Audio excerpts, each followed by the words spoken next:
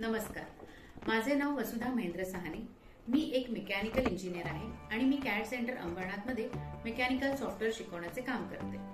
मला माझ्या कामाचा खूप अभिमान आहे, कारण प्रत्येक शिक्षक हे मूल घडवण्याचे काम करतात, त्यांना चांगले संस्कार देण्याचे काम करतात। घरात जशी आई मुलांना संस्कार देते, तसेच आम्ही मुलांना जगात वावरण्याचे संस्कार देतो। ज्याला स्त्री आई म्हणून कळाली ती शिवबाची जिजाऊ झाली आणि ज्याला स्त्री शिक्षिका म्हणून कळाली ती ज्योतिबांची सावित्री झाली। आपल्याकडे अशा अनेक स्त्रिया आहेत ज्यांनी आपल्या महिलांना शिक्षण, रोजगार, महिला भेदभाव, हिंसाचार आणि असमानतेचा सामना करण्यास शिकवले।